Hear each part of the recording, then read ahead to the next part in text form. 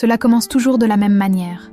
Elle vous regarde, non pas comme vous êtes, mais comme elle imagine que vous pourriez devenir.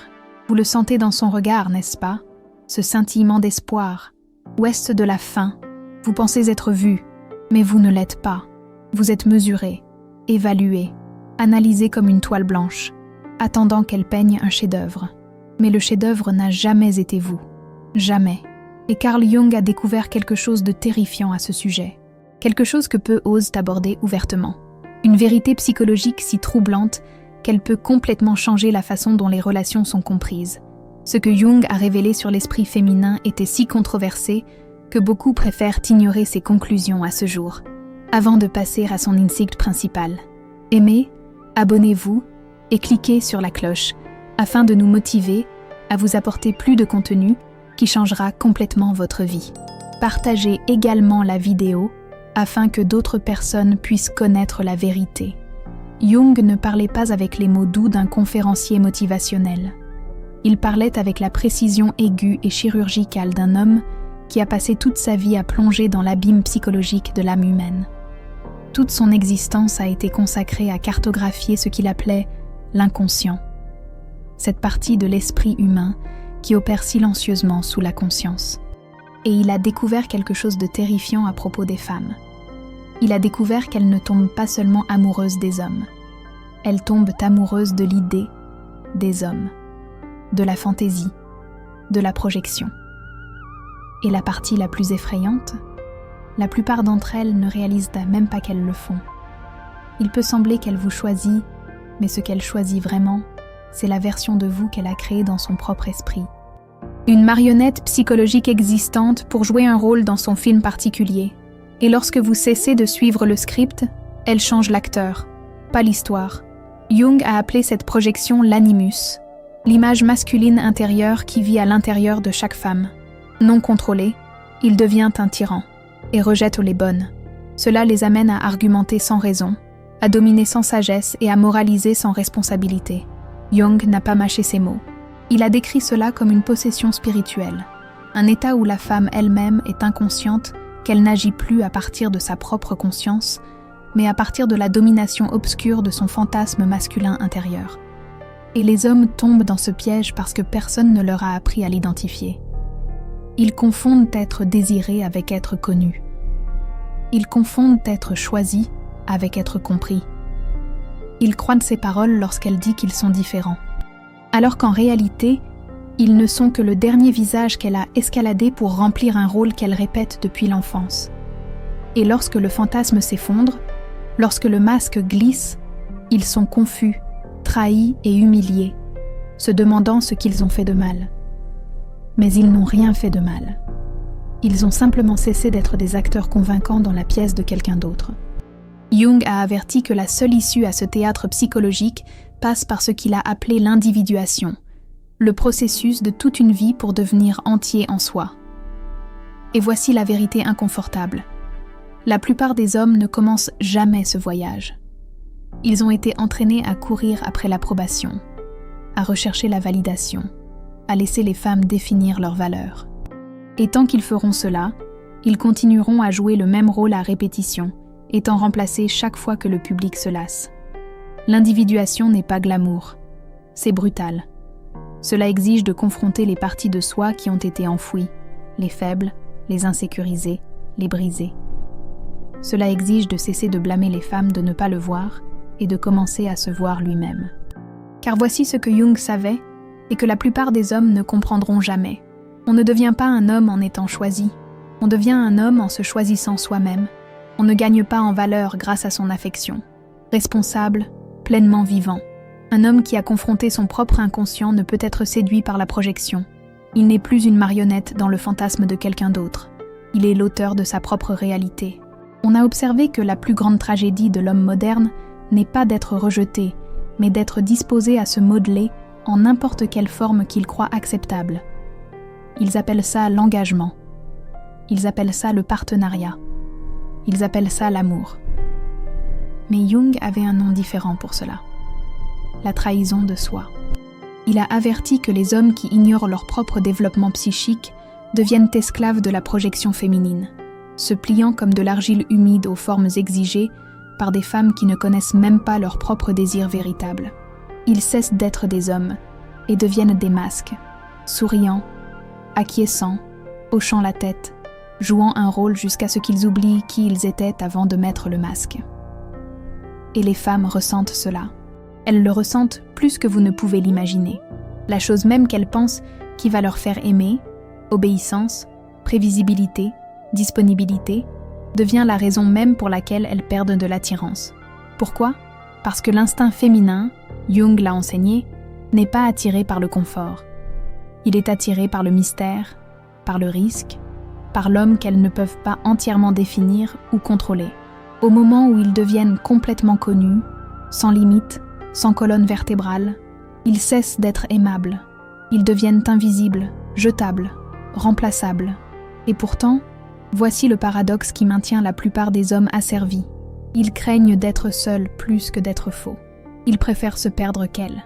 Ils préfèrent de vivre dans un rôle que de faire face à la terreur de se tenir seul sans applaudissements.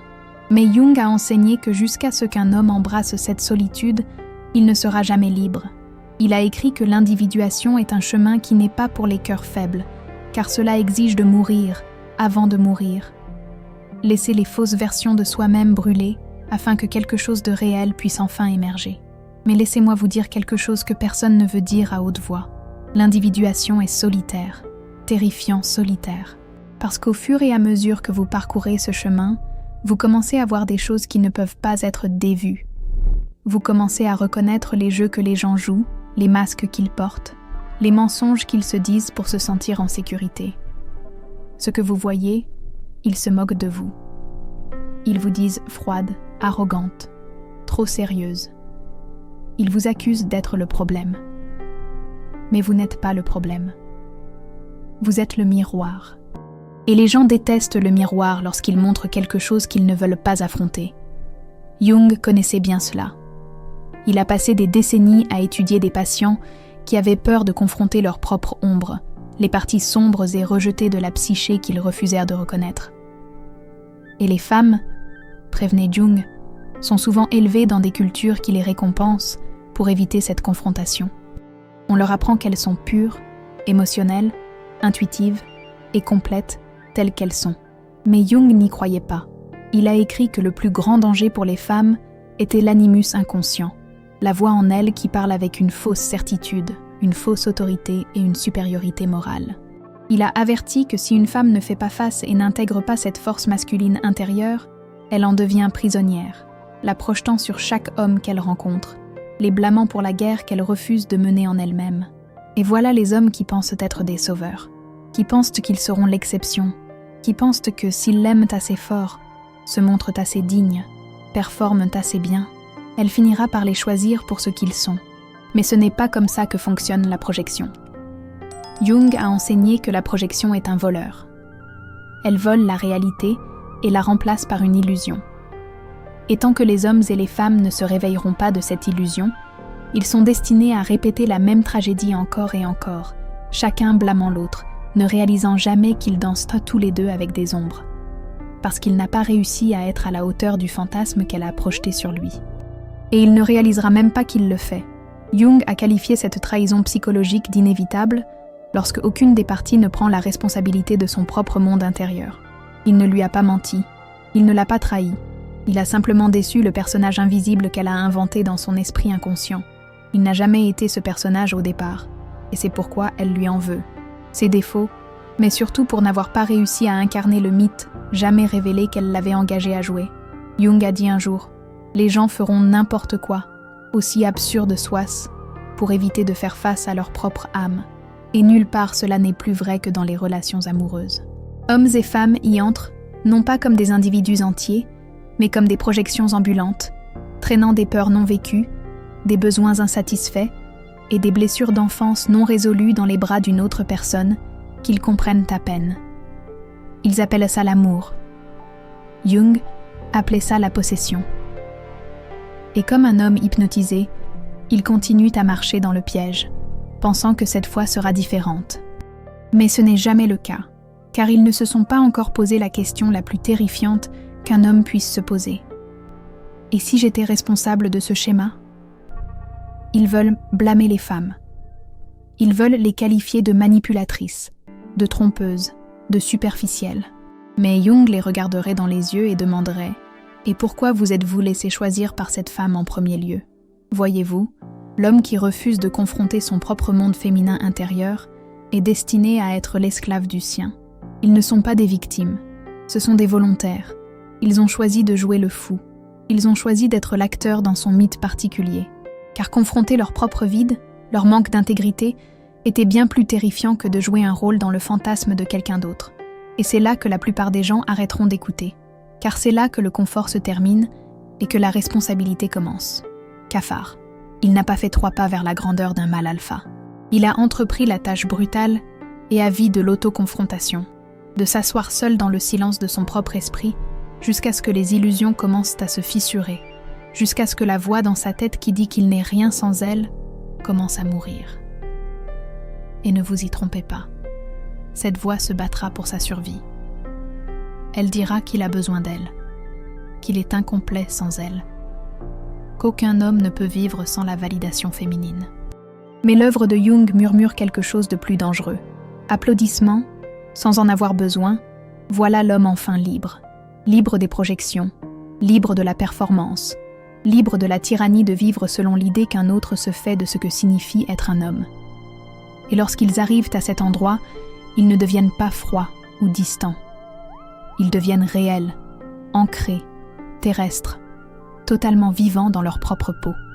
Et c'est alors, paradoxalement, que les femmes se sentiront plus attirées, non pas parce qu'elles ont besoin d'eux, mais parce qu'elles n'en ont pas besoin. Et ils sourient, non pas parce qu'ils sont insensibles, mais parce qu'ils comprennent enfin. Ils comprennent qu'elle aussi est sur son propre chemin, qu'elle doit affronter son propre animus, qu'elle doit se réveiller de ses propres illusions, et ils ne peuvent pas faire ce travail à sa place. Ils ne peuvent pas la sauver d'elle-même. Ils ne peuvent que faire ce que Jung a fait. Ils peuvent parcourir leur propre chemin avec tant d'audace qu'ils deviennent un miroir vivant, reflétant la vérité à tous ceux qui osent regarder. La plupart se détourneront, mais quelques-uns précieux les en remercieront. Et c'est la différence entre être aimé pour le rôle que l'on joue et être respecté pour l'homme que l'on est devenu. Et lorsque ce moment arrive, lorsqu'ils réalisent enfin qu'ils n'ont plus besoin de jouer un rôle, ils commenceront à remarquer quelque chose d'étrange. Ils remarqueront à quel point les gens deviennent mal à l'aise autour d'eux. Ils le sentiront même s'ils ne peuvent pas le nommer. Le poids de leur présence les déstabilisera, car ils ne rentrent plus dans les catégories prévisibles qu'ils utilisent pour se sentir en sécurité. L'homme individué est malvenu dans la société. Il est craint, incompris, qualifié de distant ou d'arrogant. Mais la vérité est bien plus menaçante. Ils sont simplement devenus intouchables, infléchissables, immanipulables, parce qu'ils voient à travers le jeu. Et c'est là que ça devient drôle. Les mêmes personnes qui suppliaient autrefois son attention, sa validation, son approbation, commenceront à lui en vouloir de ne plus avoir besoin de la leur. Les femmes, surtout celles qui sont encore possédées par le fantasme de l'homme parfait, l'accuseront d'être émotionnellement indisponible. Ils diront qu'il est trop dans sa tête, trop analytique, distant. Mais ce qu'ils veulent vraiment dire, c'est qu'ils ne peuvent plus le contrôler. Il a quitté la scène. Il a cessé de lire leur script. Et sans ce script, ils ne savent pas quoi faire parce qu'il a cessé d'être un personnage et a commencé à être un homme. Jung a un jour lancé cette boutade. Les dieux sont devenus des maladies. Ce que les cultures anciennes appelaient possession divine, la psychologie moderne appelle névrose. Et ne vous y trompez pas, les hommes qui cherchent la validation sont les plus malades spirituellement de tous. Ils pensent être romantiques lorsqu'ils disent des choses comme « je ferai n'importe quoi pour elle » ou « elle est tout pour moi ». Mais Jung secouerait la tête et dirait que ce qu'ils appellent l'amour est en réalité un refus de porter sa propre âme. Il est plus facile de la projeter sur une femme et de faire d'elle le support de leur espoir, de leur sens, de leur but. Parce que si elle le porte, ils n'ont pas à le faire. Mais voici le revers brutal. Quand elle réalise qu'elle n'a jamais été conçue pour porter son âme, elle la laissera tomber. Elle doit la laisser tomber car aucune femme, aussi aimante soit-elle, ne peut supporter le poids d'un homme qui refuse de se soutenir lui-même. et lorsqu'elle la laissera tomber, il se sentira trahi. Mais il ne devrait pas. Il devrait la remercier car, à ce moment-là, lorsque l'illusion s'effondre, il se retrouve enfin face à face avec la vérité que le travail de devenir un homme ne lui a jamais appartenu. Il lui a toujours appartenu. Des choix. Ils peuvent la blâmer, devenir amers. Ils peuvent rejoindre le cœur en colère des hommes qui pointent du doigt les femmes, se moquant d'elles, les ressentant, jurant plus jamais comme des lâches qui n'ont jamais osé faire face à leur propre vide. Ou ils peuvent faire ce que Jung aurait exigé. Ils peuvent se tourner vers l'intérieur, commencer le travail solitaire, terrifiant et libérateur d'individuation, de devenir entier sans avoir besoin d'une autre personne pour les compléter. Car la vérité est que la femme qu'ils cherchent là-bas est le reflet de la partie d'eux-mêmes qu'ils ont abandonnée. Jusqu'à ce qu'ils confrontent cette partie, chaque relation sera une performance. Connexion, une transaction. Chaque amour, un mensonge. Mais lorsqu'ils l'affrontent, lorsqu'ils intègrent leur propre féminin intérieur, ils deviennent des hommes qui n'ont plus besoin de courir après les femmes. Ils ne les poursuivent pas. Ils ne les manipulent pas. Ils ne jouent pas pour elles. Ils restent immobiles, pleinement enracinés dans ce qu'ils sont. Et à partir de cet endroit, quelque chose de miraculeux se produit. Ils n'attirent plus les femmes qui veulent un personnage. Ils attirent les femmes qui veulent la vérité. Et ils sauront quand cela se produit parce qu'elle ne leur demandera pas de jouer un rôle. Elle n'essaiera pas de changer le scénario. Elle ne tombera pas sous le charme de leurs fantasmes. Elle se tiendra devant eux, brute et réelle, non pas comme une déesse cherchant l'adoration, mais comme un être humain, désireux de suivre son propre chemin à leur côté. Pas de masque, pas de projection, pas de jeu. Et lorsqu'ils la trouveront, la vraie elle, pas le fantasme, ils verront la différence instantanément. Elle ne les inondera pas de grandes déclarations. Elle ne les traitera pas comme la pièce manquante de son puzzle.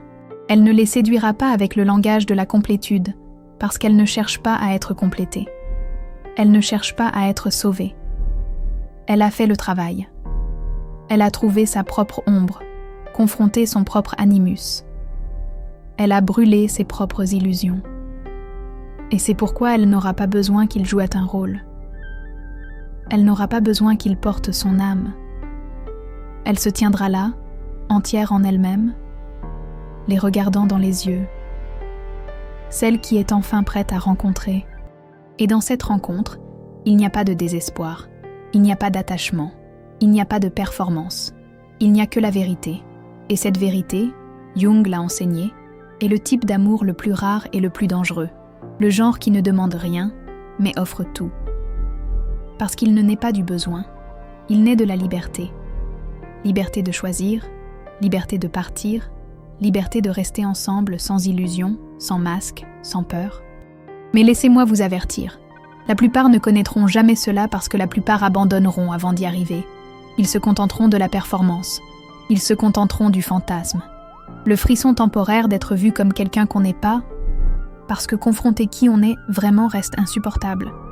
Mais si vous avez le courage brutal et agonisant de continuer à marcher, de rester seul, de continuer à se débarrasser de chaque fausse couche que vous avez construite pour obtenir l'approbation, vous vous retrouverez finalement au bord de quelque chose de terriblement beau. Vous vous trouverez vous-même. Et quand cela arrivera, les femmes ne seront plus la source de votre identité. Elles ne seront plus le miroir que vous utilisez pour vous sentir comme des hommes. Vous deviendrez quelque chose de complètement différent. Des partenaires, pas des prix. Des miroirs, pas des mères. Des alliés, pas des sauveurs. Et vous les aimerez non pas parce que vous avez besoin d'elles, mais parce que vous choisissez de le faire. Depuis un lieu de force, depuis un lieu d'intégrité, depuis un lieu qui sait, sans excuse, qui vous êtes. Carl Jung n'a pas laissé de carte à suivre. Il a laissé un avertissement selon lequel tout homme qui refuse de se confronter à lui-même deviendra esclave des projections des autres, en particulier des projections des femmes. Mais il a aussi laissé un défi pour marcher sur le chemin de l'individuation. Cessez de blâmer les femmes pour les rôles qu'elles acceptent de jouer. Cessez de chercher l'intégrité dans les yeux de quelqu'un d'autre. Cessez d'attendre d'être choisi. Cela peut être contrôlé par le fantasme. Cela ne peut pas être séduit par la performance. Cela ne peut pas être réduit à un personnage dans le scénario de quelqu'un d'autre. Cela devient l'auteur de sa propre vie. Avez-vous déjà entendu quelque chose de semblable? Vous êtes-vous demandé combien de fois vous n'étiez qu'un acteur dans le fantasme de quelqu'un d'autre? Qu'est-ce d'autre pourrait être caché sur la vraie nature des relations humaines? Quelles autres découvertes jungiennes troublantes aimeriez-vous voir révélées ici sur la chaîne? Si cela vous a déjà fait réfléchir, attendez de voir ce que nous allons révéler dans la prochaine vidéo. Abonnez-vous maintenant et ne la manquez pas.